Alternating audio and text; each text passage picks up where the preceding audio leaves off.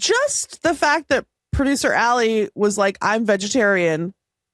I'm going to jump back in to animal flesh with Oyster, the least accessible, like least it's one normal. Of the highest difficulty meats you could possibly. I mean, like, start with a burger. Well, and I know that what Alli liked about it is that it doesn't have a central nervous system. Correct. So you're not hurting its feelings. It's very far from being a dog, whereas a cow, very close to being my dog specifically. And very close. Every cow is my baby. So like, I get it, but the barrier to entry, it's a gray pasty goo ball that lives in the mud at the bottom of the ocean. And I don't know, I want to say 1 in 10 will poison you. Will kill you.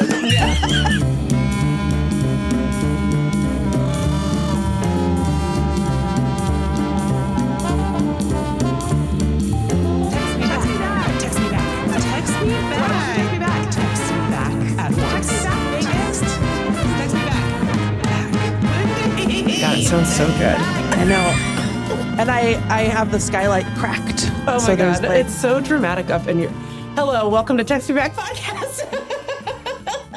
We're just reminiscing. As you can see, we're apart again, much as you all prefer. No, just kidding. I'm not mad. But I was just reminiscing about being... It was like two people. It was one person. And one thing about your illustrious hosts of Text Me Back Podcast, we like to extrapolate. Okay. We like to take that data and baby, chomp, chomp, chomp, chomp, chomp, chomp, chomp, chomp. You know what I'm saying? Yeah, we like to catastrophize. Oh boy. One of my top hobbies. Anyway, I was just reminiscing about being up in Lindy's office / attic / log cabin, because when I stayed with you, I got to sleep in my favorite place on planet Earth, which is the built-in bed with the little ship porthole window. Yeah. I was just wondering, I was like, I feel like I can hear a little sound, and it sounds a little bit like rain upon the skylight, and it turns out that it is. It's little drippy drops. Yep. Tip tap, tip tap, tip tap. Did you sleep well in the built-in? How was the sleep? Girl, I got some of the best sleep scores of my life in the built-in. It was crazy. Yeah, I was really surprised because I was going to bed really late because we were like, girls' weekend. Yeah. Staying up late, eating pasta and gabbing. But my watch was like, yeah, you didn't go to bed on time, but when you did, goodbye. Goodbye. Also, so I shared that little upstairs room with producer Alli, quite as a little church mouse. Producer Alli is. Yeah. At all times, notably. Yeah. I've never heard her speak, actually. So it's pretty interesting. That's not true. That's not true. No, but then the next day she's like, hey, sorry about the noise I made last night. And I said, the what, that, who, did, when? Like, what are you talking about? I slept like a baby. I mean, my husband's like a violent CPAP neater sleeper. So I was like, girl, you could have sleepwalked and punched me in the face and it would have been more cozy than typical. So I wish that there was a website called Wiki Sleep where where people rate the sleep that they got at your house. Oh my God. Yeah. 5 out of 5 for sure. Yes. And probably every time I come out there, I think it is, because also it's so quiet. Yeah. Except for the intense, ominous whooshing of yeah. So. Anyway, welcome back to Text Me Back Podcast. More to come, by the way, from our in-person sessions that we recorded in Seattle, but we thought we would just jump in. Yeah. With and something. Do this. It's funny because I feel like the reason that we are jumping in, it's like to keep things a little bit current, except absolutely nothing that we're talking about is time attached. It's not. I guess it's like what we're about to talk about is closer in time to when it happened than when it would have been if we waited until the end of August to play this for you people. But I guess. Anyway, but one of the reasons we're doing this is because we're taking August off. You shouldn't notice a difference, though, because we have pre-recorded these episodes. Except for maybe 1 week, I think you might hear a rerun. Le rerun. No, rerun. I don't know which episode we're going to rerun. So I guess if you have like a favorite episode, but you're too lazy to scroll all the way back to it, let me know which one it is. Yeah. I'll tell producer Alli to post it for the last week of August. But on today's episode, it's the exciting conclusion of Seattle, except that you will hear more about that later. But anyway, Seattle's over. We're concluding it today on this show. What Meagan means is our trip to Seattle. We're gonna finish telling you about it. The city is concluded. Seattle is dying. That's what I heard on Como TV4. And we also have a snake of the week from me. I'm so happy you jumped in because I was like, I actually don't remember. This is not going well. It is not going well at all. But okay, wait. I have a special magic potion to bring it back online. Okay. Bam. It's called Guy Fieri's Flavortown Root Beer Float Sparkling water. Sparkling water. Is it good? Because that seems bad. Yeah. And Roya bought it as an experiment, and then she took one sip and she said, nope, no. Experiment concluded. However, then Lindy took a sip. Then Lindy did an experiment. And she said kombucha meme. Yeah, she did a kombucha girl. Well, it's kind of good, but it's kind of good because what is water. root beer? It's just roots. Right. But isn't root beer water diluted root beer? Well, this is what I want to talk about, and it's kind of hack. Okay. To talk about this. Okay. 2 times before we started recording, I said, I have something to say, but it's kind of hack. And then I said, no, I'm going to save it for the program. And then I started it again. And then I said, no, I'm going to save it. Now Meagan finally gets to find out what's kind of hack. Now I'm picking it up.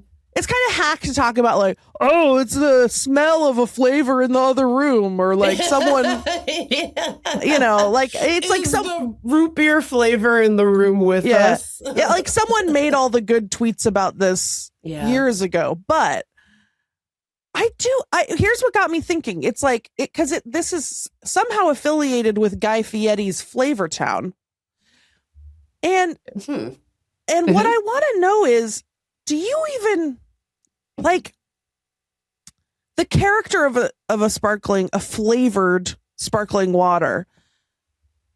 Do you even think of that as a flavor? No, because it feels like the inverse of a flavor. It's just an essence, you know. It's like ode to root beer. It's ode to root beer, but it's like I wouldn't call it a flavor. I mean, there's a lot I don't understand about flavored water, Meagan. I feel like there's a lot I don't understand about flavor and water. The flavor? What do you mean? How did you make the flavor with no flavor? What? Because I'm drinking a classic LaCroix over here, and please don't come at me about the pronunciation. I feel like the wrong pronunciation is the way the company pronounces it. So I can't remember if it's LaCroix or LaCroix, but I think they call it LaCroix. And also, I think the owner of this company is insane, but I don't remember that either. Anyway, the tap water in DC tastes disgusting. So I drink a lot of LaCroix. And this just says the ingredients is carbonated water naturally essenced. Yeah, what the fuck does that is mean? That? You just sort of like spritzed one lemon into a 90 billion gallon vat of carbonated water, and then you gave it to me, and I drink it up. I drink it up. Okay, but they didn't. It's more like they boiled the lemon. They boiled lemon zest, and then they extracted anything good. You know what I mean? Like, because there's no sugar. So, because here's another thing I don't understand about sparkling water. Okay, flavored water. If you add sugar to it, does it taste like juice? No, that's the thing. What does it taste like? It would just taste like sugar, sparkling sugar water. It wouldn't even taste like Diet Cola, which I also think tastes kind of bad. You know? I don't understand where the flavor is located in space-time. You know what I mean? Like, not even just where in the process of making the water did they add the flavor, but where in the molecules of this water does the flavor exist? Where in the multiverse does the flavor, from whence does it creep into my beverage? It's stuck in a time loop created by Dr. Strange. Because, okay, flavor, I think we would all agree, is good. But these flavored waters, the flavor isn't good. It's just present. Yes. And it adds a slight amount of interest to the water. Mm-hmm. I don't it's know. A little bit of a Mary Poppins theorem. A little bit of sugar helps the medicine go down. But it's not sugar. But it's not I wish sugar, it was. But it's something that... Sorry for yelling. Well, I didn't write the theorem. Take it up with Mary P. That's right. But, you know, it helps to go there. And now they say, my fucking cardiologist said I have to drink 80 ounces of water a day per diem, she said. Yeah. Actually, we should probably talk about that in a minute. But my cardiologist? Yeah. Okay. You're a special cardiologist that lives in your phone from the steppes of the Andes in Peru? Are we talking about Paddington? No. Who else lives in Peru? That also my water llama. That was an animal we saw. Oh, are we including that in animals we saw? Yeah, sure. Okay. Sure. More on that in a minute. But wow, that was such a mental journey for me because I was like, I couldn't begin to guess what we're talking about right now. Sometimes I like to give you a little puzzle, a little brain teaser to keep you sharp. I was like a dog trying to get a snack out of a little cube. Yeah. Dude, Barry is not a problem solver. I tried to give him those because I think he is kind of smart, but when he was little, I tried to give him like those brain puzzles where they have to like take their paw and like flip open a little trapdoor to get the treat. Yes. This man just brute strength ripped every trapdoor off. Hey, work smarter, not harder. Okay. And sometimes I'll take a little dish towel if he's being really bad and I don't have like a bully stick. Yes. I'll take a dish towel and I'll roll up some treats in it and I'll tie it in a very loose knot. He can't figure that out at all. Mm-mm. He brings it over to me and he goes, oh my God. Well, we can get into this, but Barry has the saddest I've failed sound I've ever heard. Like after we recorded all of our episodes, we went out to your cabin and I promise we'll go back and talk about all the fun stuff that we saw and did. But you at one point threw his Fribby into the brush, which normally is not a problem for him. I've seen him really get after it and he can always find it, you know, unless it like goes somewhere like too high or something. Yeah. So he goes over to the bramble and your poor son pacing back and forth. It was like he could maybe see it out of his one good eye. Yeah. You know? He worked at it for like 20 minutes before he finally just was like, and I was like, oh my God, something must be done. I threw it, by accident, so deep into the densest blackberry bush. Like not a bush. It was a wall of evil blackberries. Yeah. And it got stuck about 5 feet off the ground and like 5 feet in. Mm-hmm. And he was like putting his little paws on the thorns. Like he knew where it was. It was so sad. So then I go out, he starts making his crying noise. We might as well just segue into the animals we saw because this is one of the animals that we saw. Seattle's over, colon. We saw some animals. So that's a segment. He starts crying. I find a broom. I go out to try to help him. I'm not touching the blackberries. I was wearing my gifted Ace and Jig Summer Collection 2026 dress. I'm not going to risk which was like a linen, so it could have very well been snag-a-lagged. Could have unraveled the whole thing. Then I'm naked.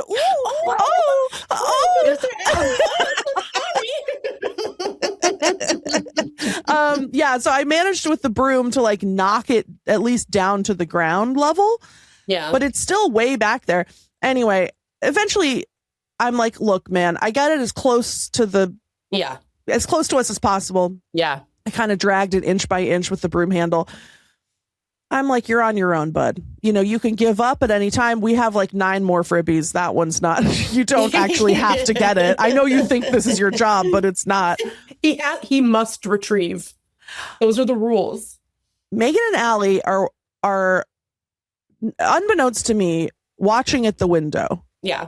It was thrilling. It was thrilling. Is he going to, will he, won't he? Is he going to get it? He's not giving up. I go inside. I go about my business. I want to say 15, 20 minutes later. Yeah. Screaming, blood curdling screams. It was thrilling. Okay. And by the way, this is all going on during World Cup. So, and all the games were over for the day. So for me, this was like the semifinals. Right. Yeah. It was like watching a sporting event. It was so exciting because Lindy, he was using tools. He was like, but it was like, you like pulling stuff out to like create a path to get to Fribby. And we're watching at the window and his whole body goes into the brambles. He comes back out with Fribby. We all went, oh, yes! It was like goal! It was like he scored an equalizer against Argentina or something. I was like, this is the best day of my life. It was so exciting. It was great. So that was one animal we saw. It was so funny. You all started screaming. Aham and I were like, what? Like we thought someone. You thought it was the killer? I thought it was the killer. It was just terrifying. But it was just my baby son learning to use tools. I was like, he's just like the crows. Yeah, he's like dragging sticks around, like arranging them. Talk next. Yeah. So, anyway, we had a really good trip. We left Seattle and took the ferry, Ferry, Ferry. I'm trying to say it not like the enchanted winged woman. I don't think there's a way to differentiate. Sorry. But do you think that like people from Long Island say it like ferry? Ferry. I don't know. Yeah, they probably say ferry. Oi, Gov. Chap. I'm from Long Island, right? Anyway, we get on the ferry. Allie's never been on the ferry before. It's been a long time since I've been on one. And so I was really excited because the great thing about the Washington State ferry system is they have not been updated since 1993, parentheses complimentary. I hope they don't touch them. I love them. Oh my God, love it exactly how it is. If they ever take down the plastic topographical map that says Hood Anal Bridge. Murder. The cafeteria thing is the same as it's always been. They still sell the Ivar's clam chowder. Unfortunately, I was not in any sort of state to eat a cup of Ivar's clam chowder, but it smelled amazing. It always hits. Oh, I say that. And then I got an Italian sausage out of the hot dog roller. Yeah, you did. So I don't know where this judgment is coming from. Anyway, I think I was like, oh, it's too early to have, because I think we got on like the 10:30 ferry or something. You know what I think it was? It was hot. Yes, it was too hot. Yes, it was hot. Thank you for reminding me about what happened to me a week ago. Anyway, so we get on the ferry. We bump into our friend Laura from high school. Oh, yeah. And we're all like, hello. So we're talking to her. Of course, we were all catching up on the latest on Adults in the Room because can we talk about this? I guess we don't know if it's confirmed. I don't know. But anyways, we were catching up on the latest on Adults in the Room because as Ella and Isolde and KOW are going to release, I think, at least 2 more episodes of that podcast this summer. Yeah. And we had like heard some additional crazy rumors that we probably shouldn't share about one of the teachers who was involved. And so we were just like catching up. And then all of a sudden the ferry turned the engines off. And usually when they do that, it's because somebody went overboard or there is like ship traffic. And they're like, we have to sit here while this container ship goes by. And then the captain gets on the loudspeaker and is like, oh, it's just that the other boat in Bainbridge Island is taking too long to push back. So we're just going to kind of float along in the Puget Sound. And I said, don't threaten me with a good time. You know what I mean? Anyway, but we are kind of like looking around because, you never know what you might see in the old You know, in Puget Sound. We'd already seen some beautiful wildlife. We saw a jellyfish that looked like a fried egg. Yes. There were birds. It was just a lovely afternoon. It was a beautiful Seattle summer day. So like it was hot, but not like funky like it gets on the East Coast. It was quite beautiful. And it was really nice to be outside and feel the wind a bit. The ferry was like totally packed. And since we drove on and then, of course, went to the cafeteria, we didn't have like our choice of window booths. So we were sitting with a random man. Who I was like, I mean, and you know, the only thing 40-year-old women talk about when they get together is like perimenopause and like shit we saw and our shitty the teachers that molested them. Yeah. So I was like, well, I'm not going to censor myself for this random person, whatever. Then like 20 minutes later, some lady comes by. It turns out it's his wife. And she's like, let's go. And like does the thing with her hand. And I was like, wife? And that really got me thinking because I was like, that's another version of wife. Question mark. That is like extremely heterosexual and not LGBTQ. You know what I mean? Anyways, so that was really confusing. But we're just sitting there and watching the waves go by. A little pleasure craft is zooming around. It's really lovely. And then all of a sudden, I don't know if it was Laura or you or I don't know, or some other person entirely is just like, Orca is a whale. And I said, what? So we all run to the window and like our noses are pressed up against it. Like I felt like I was 7 years old. It was so exciting. Oh, I was like, Santa Claus. I was so excited because I was born and raised in Seattle, lived there my entire life. I have never seen an orca in my life, like for real. Yeah. And so, I mean, other than like in captivity, back when we used to do that. But I've never seen one just like fucking swimming around Puget Sound because I feel like I might be talking out of my ass. Megsy, if you're listening, please write in, let us know. But I feel like they swim around in the mornings usually. Like I don't know. I feel like they're morning people. They're morning people. Yeah. What are you basing that on? Well, because I just feel like when people post their sightings, specifically in the Puget Sound, it's always like, oh, it's 5 a.m. Yeah. And I saw a whole pod. I think you're probably right. I think a lot of animals do that. I don't know. Noted marine biologist Megsy, write in, let us know if that's true. Here's what I know, though. Can I say what I know? Yes. They're mammals, so they have to be breathe. Doing whatever. They live in the water all day. They have to come up every few minutes to breathe. So, yeah, but I mean, I'm a mammal, and I'm not swimming around in front of everybody like that all the time. You know? So you're okay. It's like when you go walk Kevin in the morning. Yes. People are more likely to spot you. They're more likely to spot in me the mornings like and the 8 a.m. evenings. Exactly. Or like, Megan goes to the gym at like 8. You're more likely to spot Megan, who's a mammal, by the way, at the gym at 8 o'clock than you are at like noon. Sure thing, babe. But anything's possible, you know? Anything's possible. So we look out the window and I don't see anything. And I'm like, damn, I can't believe I missed it by like that much, you know? And then I think it was Laura was like, oh, look, there it is again. And I look out the window and there it was again. And we saw it and it was like jumping in the air. It showed us its little belly and it looked kind of small from where we were. So I don't know if it was like a juvenile orca or something, but wow. I'd like you to diagnose this. Yeah. Because here's what I remember. Someone was like, oh, there's something out there. Yeah. We all turn and look. And then I said something that this is not how I normally talk, but this is what burst out of me. I said, what I'd like you to diagnose is what generation am I being when I say this? Like, what year is this from? I said, oh my God, it's like a full orca. It's legit like a full orca. It's low key fire. But like, is that it's high key, low key orca? Am I being Gen Z when I say that's a full orca? Like anyway, it was embarrassing. I screamed it.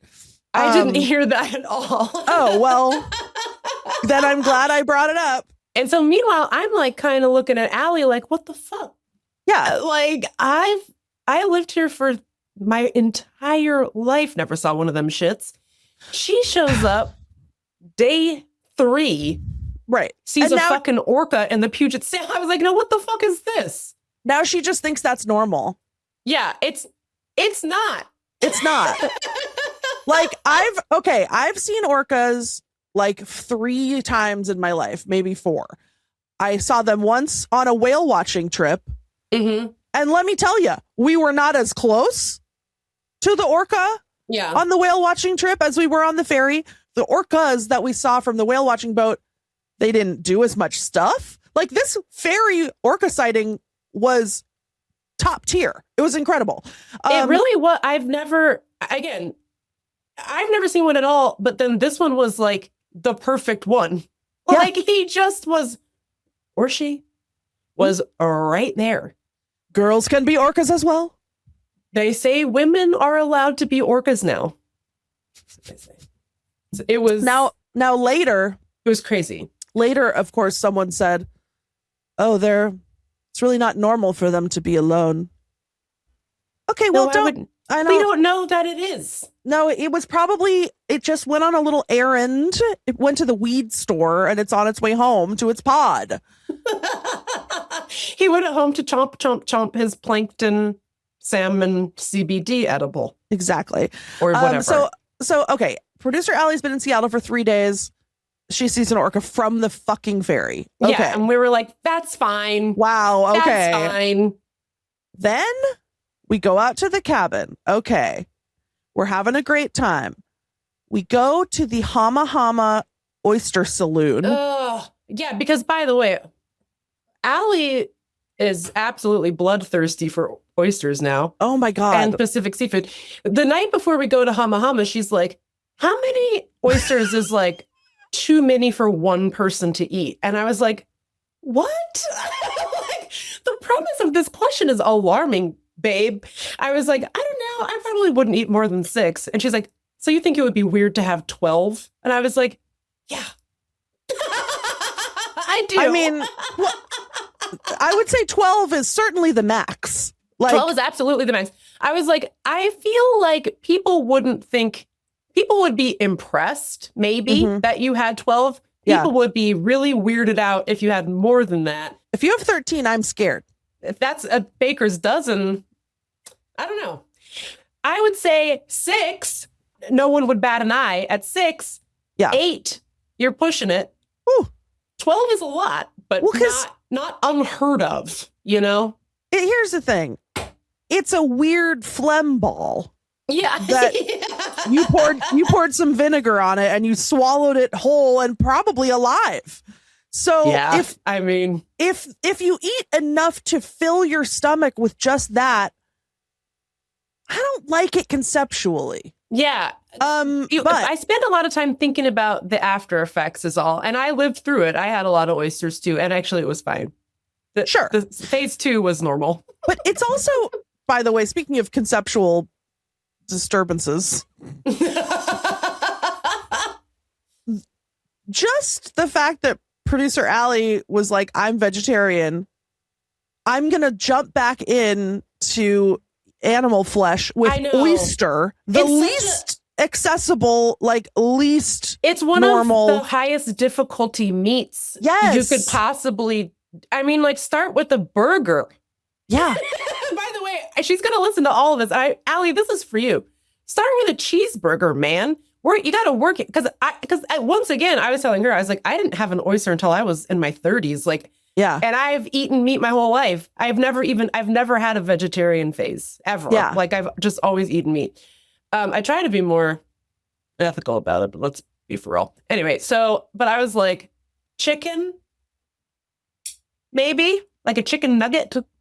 We could start with chicken nugget and then we could work our way up. But like when I was a kid, we used to go to Skipper's all the time and I meant to order fried clams, a perfect dish, but I accidentally ordered fried oysters and I wished I had died because it is just a fried goo ball. It's like, and I was like 9, you know. It's gray and pasty. Yeah. So, and I just was like, I'm not getting involved with this. And then my brother worked in the restaurant industry for forever. And he worked at a bunch of different seafood restaurants. And he was like, no, you got to give it a try. And like, here's how you concoct your little. Yeah. Mignonette. You know, your little mise en place. for the oyster and then you eat it. And I was like, oh yeah, well, that is nice. But I was, again, like 35. Yeah. It's like, okay. Well, and I know that what Alli liked about it is that it doesn't have a central nervous system. Correct. So you're not hurting its feelings. It's very far from being a dog, whereas a cow, very close to being my dog specifically. And very close. Every cow is my baby. So like, I get it, but the barrier to entry, it's a gray pasty goo ball that lives in the mud at the bottom of the ocean. And I don't know, I want to say 1 in 10 will poison you. Will kill you. Yeah. By the way, you should have seen her ass. The other thing, this is sort of an animal we saw, but not really. But like where you live had like a historically low tide, which you almost never get tides this low.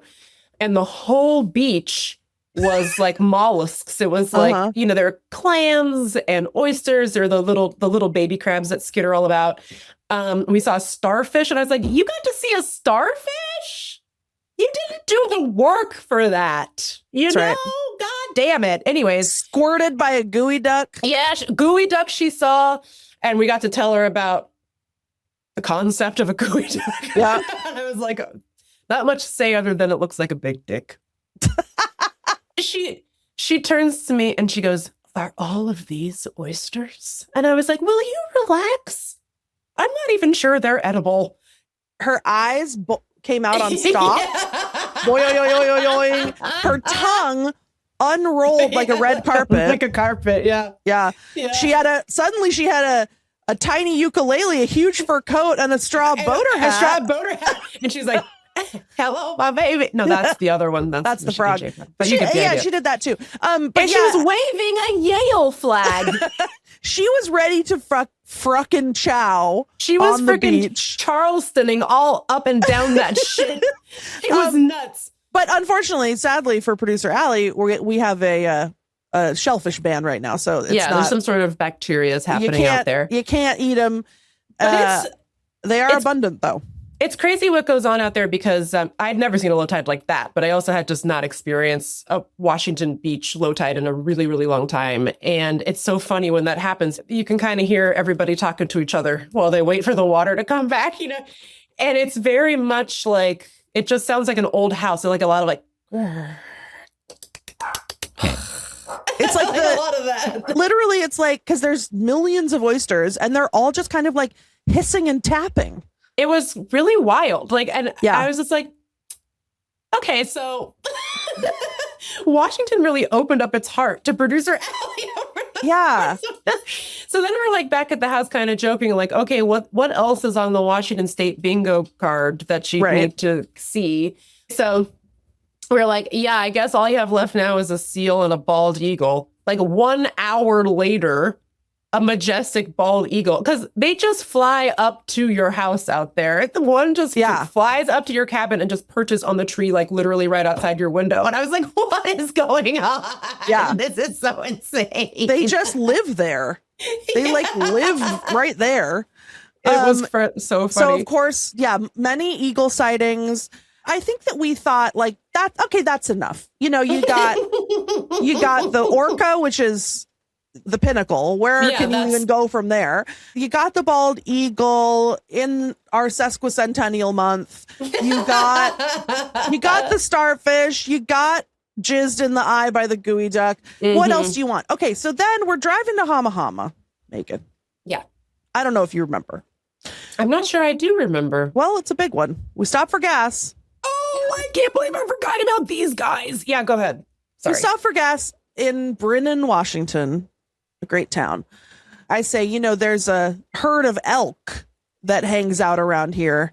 And sometimes you'll see crossing the road out in wetland tidal flats. And then in the gas station, there was beautiful photographs of the elk herd crossing the road. And we're driving through Brennan. I've hyped it up now, and then everyone's disappointed because we don't see the elk. And it's not like you see the elk every time you drive through. I shouldn't have even brought it up. I've only seen the elk herd, I think, like 2 times, and I drive through there all the time. I just wanted to brag, I guess, to Producer Alli about... Maybe deep down we thought, she's not going to see one. So we're going to keep her humble by telling We her gotta about keep this her animal. humble. Yes. Brennan has come and gone and no sign of the elk. I glance over to the right. Entire elk herd lounging in a field It was insane. right next to the road. It was like 30 guys. 30 guys minimum. What? It was insane. They all had enormous antlers. Dude. What the fuck? There were It was so crazy. mommies and babies. There was one guy who had the biggest antlers of them all, who I assume was the king. He was the king elk of all of them. And they're just like lying in a field and they're like munching on the grass, like, It was crazy. you know. And by the way, Alli jumped right out. She's like, I'm going to go take a pic. I'm like, well, be careful. they're Like, kind of dangerous. They're scary as hell. I pulled over and then there was jumping out of the car that occurred. But I said, if you want to play with the big boys, sometimes you got to learn the hard way. This was before the viral video of the elderly man getting absolutely yeeted through the skies by the bison in Yellowstone. So we had our guard down a little bit. Anyway, she's fine. Alli lived. Don't worry about it. There was no elk attack. I can't believe this. I cannot believe it. It was so insane.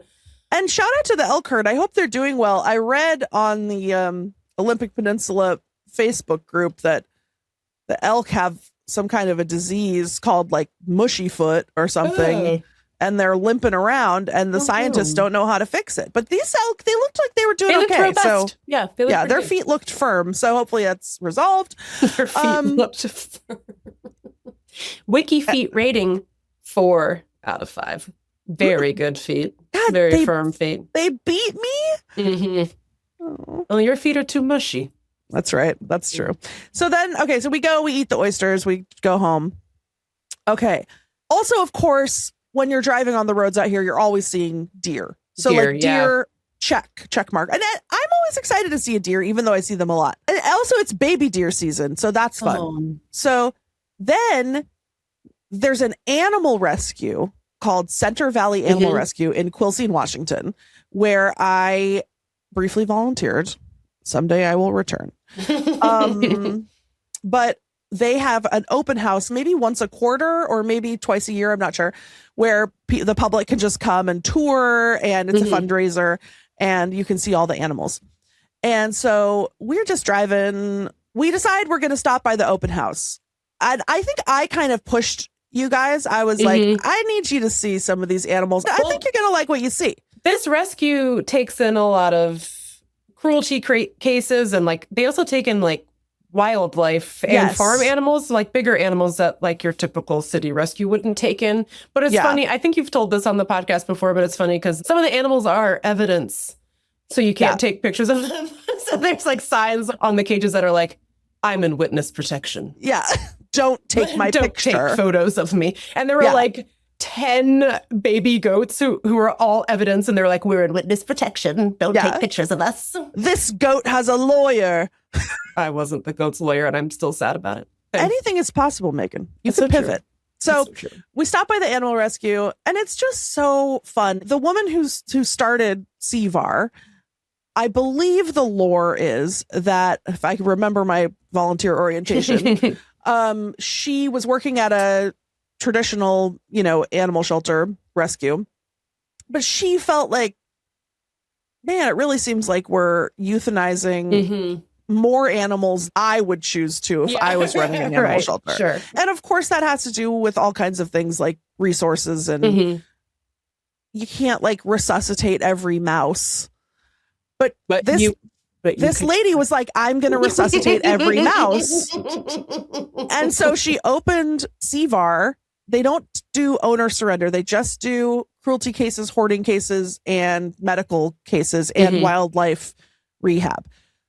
But that's the philosophy. She will take any animal. And she really did have like every kind of animal. Like, the crime pigs, but she had llamaas. She had a bunch of birds. It's always funny when you see a farm animal and the farm animal says the exact thing you learn that they say. Like, you know what I mean? We walked up and this rooster took one look at me and said, he literally said, cock-a-doodle-doo.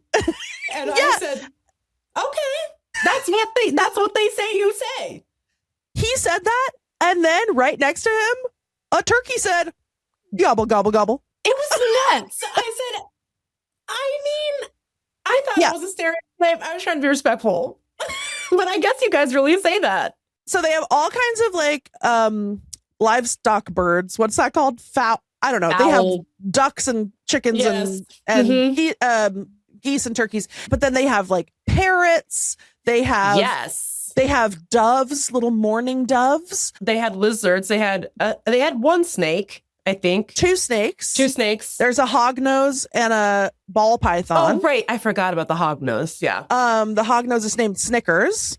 And then there's a couple of iguanas. One is named Karen, and I think the other one was named like Jill or something like that. Lori. What do you mean? I know. So funny.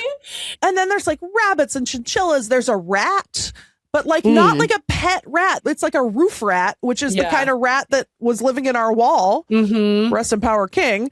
But it's like you euthanized him. Well, actually, yeah. No, he probably went into the woods. Maybe it's the same guy. We don't know. No, he was found dead outside of our house. Oh, foul play suspected. They had those two weird fish.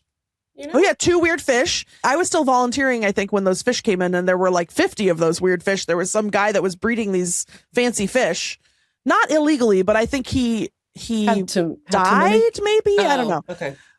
So then they had all these fish, and these fish are like $300. Yeah, they're really weird. I don't know what kind of fish they were. They're big and they got a big head. I don't know. Yeah, and then they had like traditional animals. Obviously, they had like cats and dogs. But of course, they have a room full of weird ones that nobody wants. You know what I mean?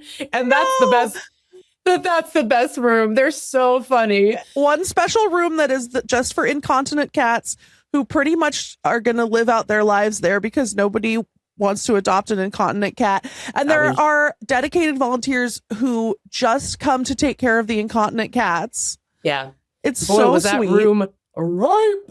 It was ripe. But I would say that the cats in that room were the friendliest. Like they were very extroverted, very friendly. They came right up. One of them is named Hopper and he had some sort of leg impairment. I'm not sure what, but he do be hopping. But I wanted to talk about my favorite cats of the bunch.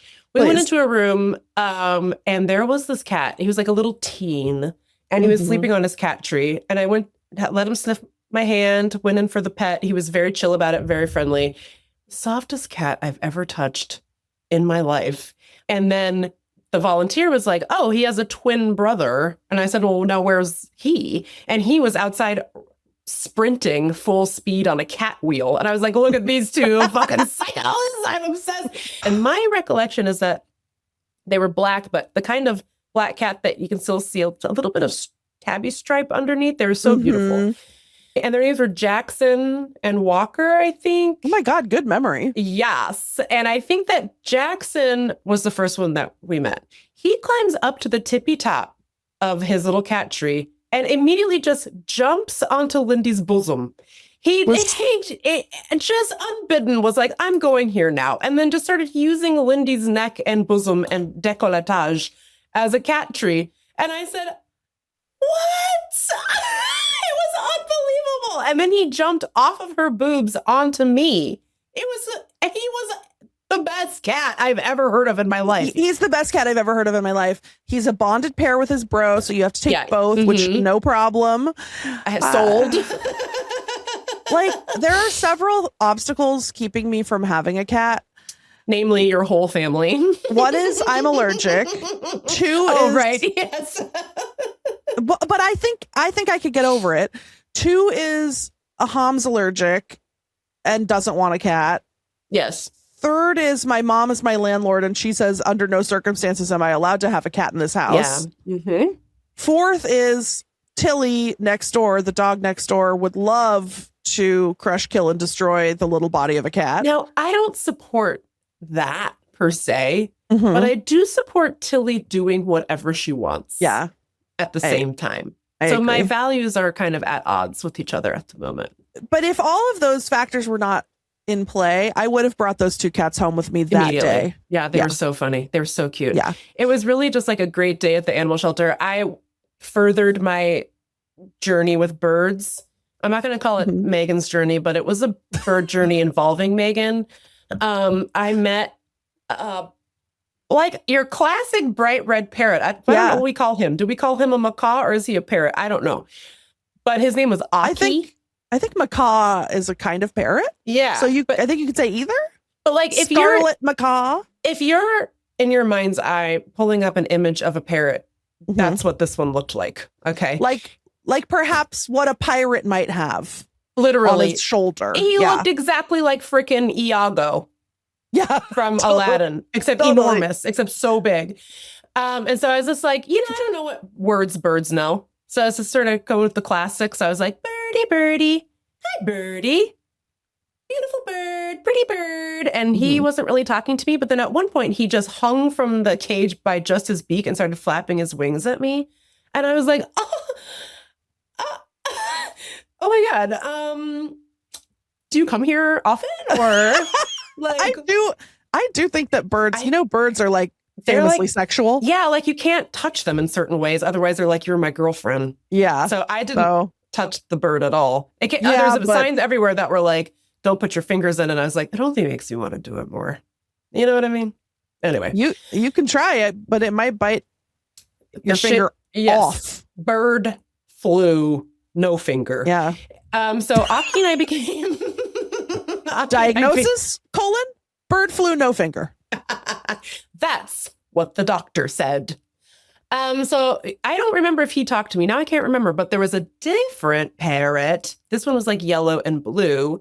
And he would make a very high-pitched noise, like, scream. And everyone would go, huh. Because it was very loud and very scary. And then on the way out, I said, pretty bird, pretty bird. And then you said something funny. I don't remember what. And I went, and then that bird went, and I said, oh my God. And I was trying so hard to get him to do it again. But he was like, you just get the one. Get the fuck out. So I left. He's like that sometimes, Yeah. Anyway, it was the animal rescue part of it was great. We'll post pictures of the cats that we met because the pictures are really good. There were also like beautiful Arabian horses. Yes. Oh, I forgot. Yeah. Cinnamon and Jasmine. And then there was one named Sriracha. Oh, yeah, Sriracha. He was rude. Oh, they've all been traumatized and now they're just trying to heal so they can be adopted. But then also there was an emu, remember? Oh, and then remember that lady put her face real close to the emu? Oh my God.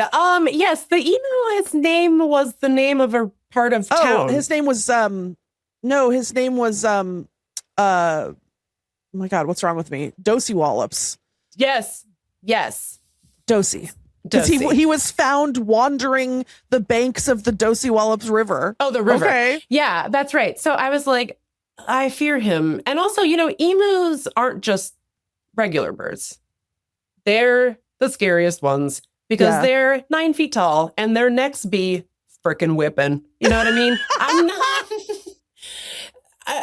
I briefly considered sticking my finger into Aki's cage. I would never in a million years approach Dosey Wallops because I'm about to get my Dosey walloped by his fucking neck. Anyway, but Dosey Wallops has to have his food in a special place because I guess the other animals were always eating his little snackies.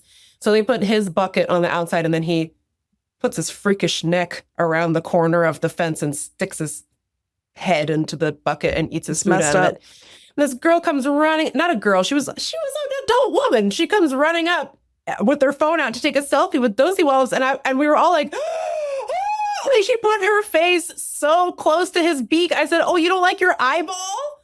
What are you doing? He had his head and neck through the slats of the fence, eating out of his little bowl of pellets. Mm-hmm. She runs up like this is her friend. Basically like she hasn't seen Dosey Wallops in years. Essentially like throws an arm around his shoulder, quote unquote, and takes a selfie. It was whip. Bone chilling. Somehow she survived. Dosey Wallops decided to spare her that day, but that day, the volunteer was like, And I was like, I want to do that. How about you either? What are you doing? Like, I know we don't bump into emus that often in the neck of the woods of Washington, but you got to stay out of the neck of Dosey Wallops's neck, the woods of Dosey Wallops's neck, because That's right. It was crazy. I've never seen, and yes, the lady was white. I've never seen more Caucasian nonsense than sticking your face in an emu's beak. It was wild. It was wild. So that was quite an adventure. The first of the last two animals we saw is an animal I saw at your cabin last time I was there, like 2 or 3 years ago or something. And I took a picture of it and I sent it to my friend Brian, because my friend Brian, and I guess I should ask his permission before we leave his whole ass name in this, has like a menagerie of sentient stuffed animals they all have backstories and lore and, hopes and dreams. But in particular, he has like a little cadre of koalas. And my favorite one is one named Penelope, who loves knives. So anyway, so you had this at your cabin. It's a stuffed koala. And so last time I was there, I took a picture and I said, oh, look, Penelope's cousin lives at Lindy's cabin. Then I was like, I wonder if Lindy would want to send this koala to a koala rescue here in Washington, D.C. This koala was assigned the name Douglas at birth, but I do think she's a woman. That doesn't mean her name can't be Douglas, but we're going to find out exactly. But I think it's Douglas. She's a she, they, and I think she's a marine biology professor at the UW, parentheses, retired. Okay. But I think that's why she was up at your cabin. Yeah. She's doing some research. Yeah. She was doing some research. Yeah. So on the mollusks of the Hood Canal. Exactly. So she's going to meet her new family this weekend, Penelope and Fingush, who is the Polish koala. And by the way, I don't totally remember where Douglas came from. If you gave me Douglas as a gift, we'll delete this. Douglas is just going on an exchange program to our nation's capital to learn about democracy. Yes. But while we were driving to Sevar and before we saw the elk, we stopped to get some gas, and I'm walking around but I knew I wanted to get Brian something to add to his menagerie.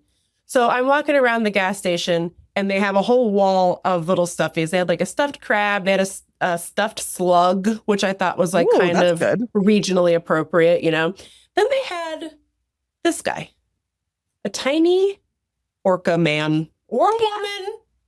We don't know. Can be orcas too. And I just thought, oh, that's so perfect because we saw one on the ferry. And I was like, that's really nice. I'm going to get this and give it to Brian. And then I noticed it has something on its tag that says, I have sound, ! And I say, wow, I mean, I know that orcas make sound, but I wonder, like, how did they capture that for this stuffed animal? And the answer is they bottled a haunted ghost of a fucking killer whale and shoved it up this stuffed animal's ass because this is the sound it makes.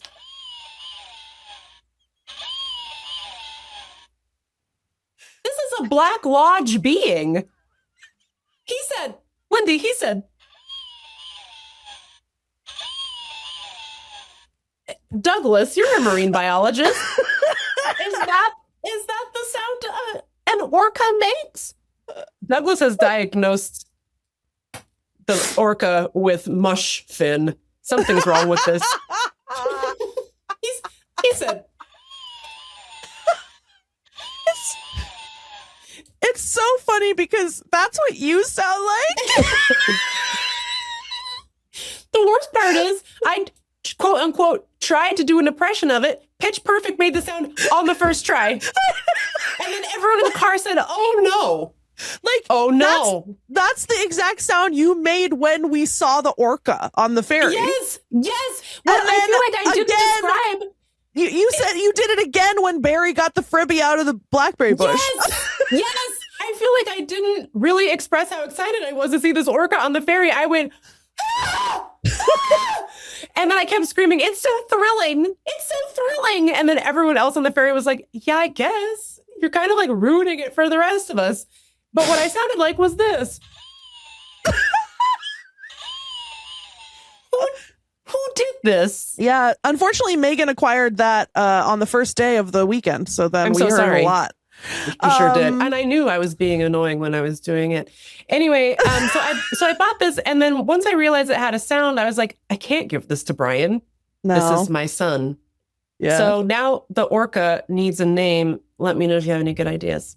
I can't remember if I've talked about this on the podcast before, but one of the things that makes me laugh the most is Seattle Metro bus system. They had an ad campaign to recruit new drivers. Like, I guess they needed some more drivers. And so the ad campaign, I think it was bus ads. So it would be on the side of the bus and it would be like a picture of an actual Metro bus driver in their Metro uniform, like, you know, being excited about driving the bus. And then the catchphrase next to the picture, it would say, I have drive.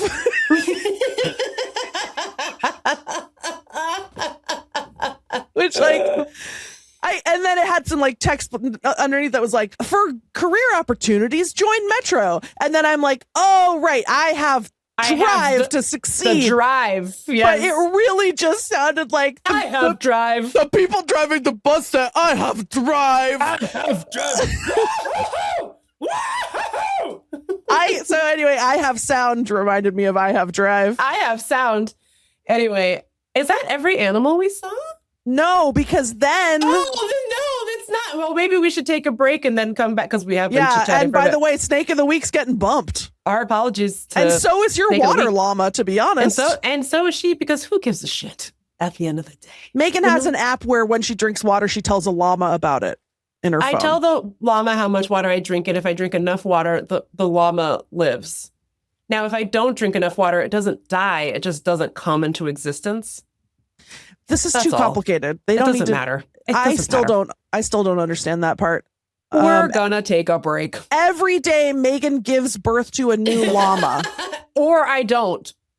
Who could say? They had llamas at Seavar as well, by the way. They did, and they're very cute. They protect the livestock from cougars. They protect the pig. All right, we're gonna take a break, and we come back, we're gonna talk about another animal we saw.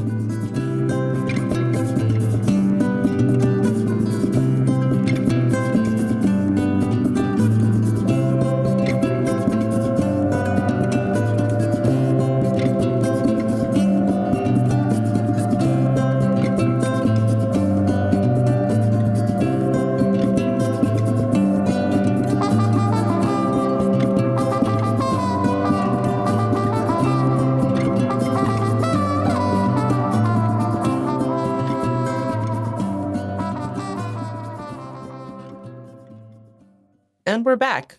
Then we went on a boat. I think that the boat might have been my favorite part. So Lindy discovered that, is this person your neighbor, or you just found out about this cruise online or something? I just found her online. I was like, there's no way that there's not one person out here with a little boat that would take me tootin' around Nightbobbin Bay. And indeed, I did a little bit of Googling and I found a lady with an electric boat who does little boat tours. It felt really perfectly attuned to you because the name of the boat cruise is Nightbobbin around. Yeah. Because it's Nightbobbin Bay. You know, I don't support it, but the woman who drove the boat was sensational. So nice. Because you had done a daytime Nightbob around. And then she's like, I'm going to start Nightbobbin around. I'm going to start Nightbobbin. Mm-hmm. Yeah. So it was really sweet because she had just read my book and and there's a part in the book where I'm like, yeah, I always felt like too fat and scared of the dark to go down to the beach at night and see the bioluminescent plankton when we were in college and I would have parties. Like my friends would go down and I was like, no, I'm going to stay here. And so I mentioned that in the book. She sends me this message. She's like, hey, I just got to the part in your book where you said you've never seen the bioluminescent plankton. And I was thinking of starting up some night tours to see the plankton. Would you like to do one? Isn't that so sweet? So nice. I know. And I got to take advantage of her generosity as well because we went out Nightbobbin and we went right out at dusk with Alli and your neighbor Tracy, mother of Tilly. Just really quickly on Tilly. Oh God, I love that dog so much. She's so weird. I'm obsessed with her. She's so friendly. She ran right up to me and exposed her belly to me instantaneously. And I said, you're coming with me, gal. But I didn't. I left her. I did not kidnap Tracy's dog. No. Anyway, so we go Nightbobbin. We had a little beverage, on the boat. Nightbobbin around the bay. It's so beautiful. I feel like this might have been my best trip back to Washington in years. Like it just, because when I come back and visit like Seattle, I love Seattle. I love seeing my family, but I really rarely get to go out into like the nature that often when I go visit. Because especially lately, I feel like we meet up in Seattle and we do something for the podcast and then you go home and I go home. Yeah. But this time we built in a few days to go out to your cabin. And I was just so grateful because it's unbelievable what goes on in Washington State.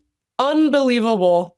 So we're just cruising around Nightbobbin Bay. It's like perfect weather, perfect sunset. Water is still and quiet as can be. We roll up to this little dock, fucking slamma jammed, full of seals. And I said, what the fuck? Mm-hmm. Too bad this isn't a real place and this isn't actually happening, because if it were, that would be crazy.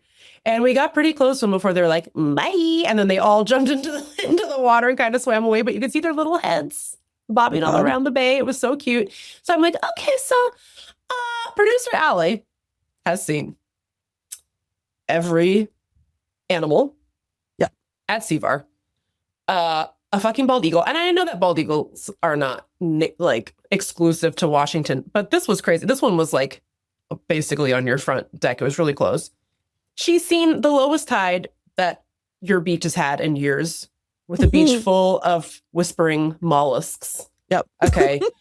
She's seen now an orca, a starfish, the elk herd. An elk herd. This guy. Why does he do it twice? That's the best part. I thought you were pressing it twice. No.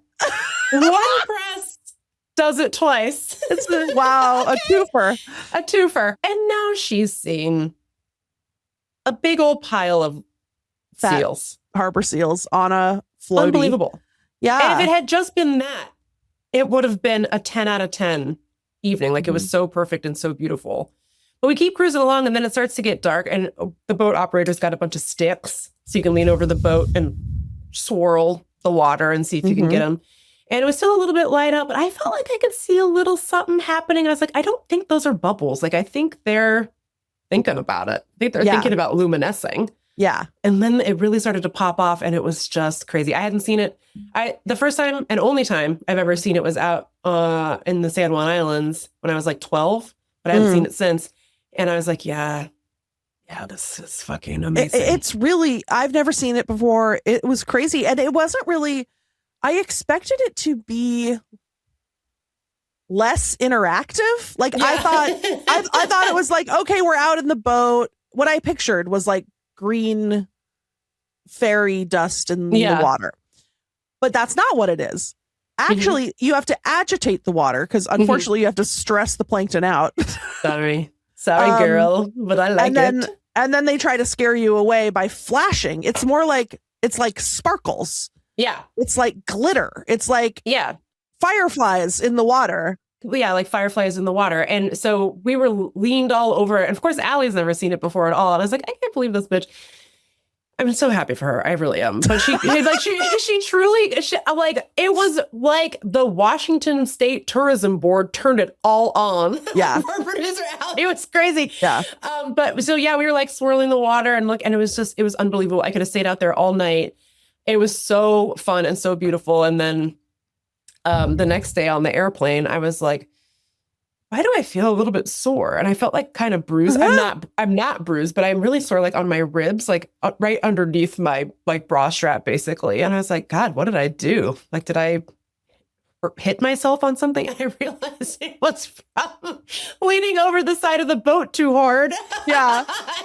And bothering the plankton. And I'm like still kind of sore on my rib cage from being like, plankton, and like a fucking witch's brew in Nightbobbin Bay. It's so cool though, like because the later it got and the darker it got, the more you could see. And it really, at a certain point, it was like you just drag your fingers through the water and it's like pop rocks. I don't know I don't know how to, it was so magical. Or you could drag the driftwood stick through the water and then you just feel like a wizard.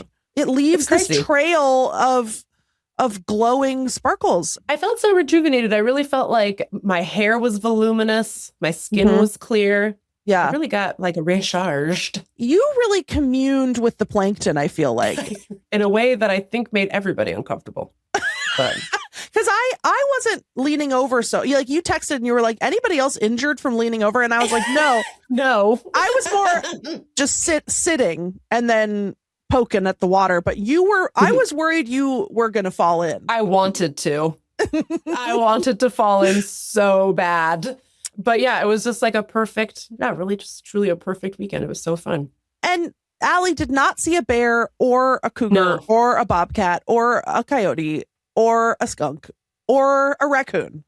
She did get to see a Tilly, which was pretty good.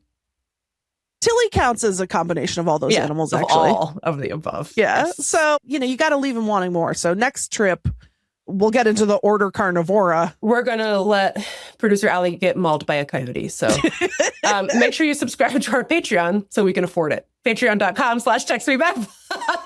That'll be a Patreon exclusive. Yes. Producer Alli getting mauled. Producer Alli get mauled, darling.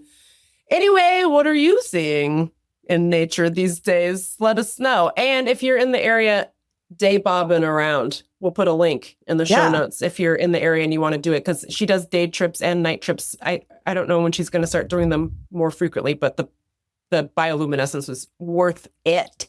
Yeah. And give us some feedback. Do you like episodes where we just list animals for over an hour? How about this?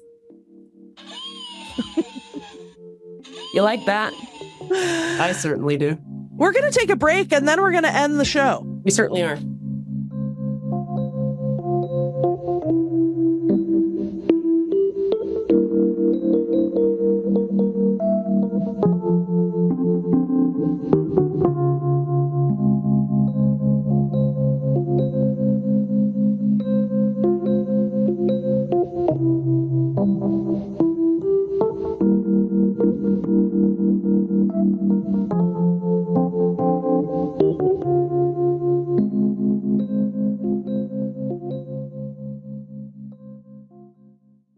Well, Lindy, we got to get you out of here. Barry's covered in burrs. He is. And not only do I have to take Barry to the groomers, he has an appointment. I also have Cricket in my custody right now. Oh, Cricket West. Cricket West is, yes, she's back because, well, she's my stepsister, really. Oh, you're right. Yeah, she's your stepsister. My mom's dog, Cricket. Because your mom married Cricket's dad. I guess that was so offensive, actually. Cricket's adopted. She's my full sister. I can't believe. Oh my God, I'm horrible. My mom didn't marry a dog. So I have Cricket, and Cricket's dirty as hell, and she's itchy, and she stinks. But she doesn't have an appointment. And I don't know if you know this. Sister. I get it. I think much like the accountant shortage, there's also seems to be a dog groomer shortage. I think it's not a mystery. I think they're all like venture capital chains that pay dick. And so everyone's like, why would I do that? Right. I can't get a dog grooming appointment to save my life. So I am going to take Cricket to the self-wash next door. I'm going to wash her while Barry gets professionally washed. Barry has like these little burrs all in his fur. They're really easy to get out. But at first I thought they were ticks. And I was like, this is a problem. This is a problem. But it's not. Just little burrs. So I forget why I brought that up, but that's what I'm going to go do. I hope you enjoyed the show. I was having a good time until Lindy said we just listed animals for an hour, and now I'm a little worried. Now I don't know what we've put out into the world, but to be fair, I feel that way after every week's episode. I think they'll like it. Let us know what you think. 703-829-0003. Again, if you want to help us feed Producer Alli's oyster addiction, patreon.com/textmebackpod.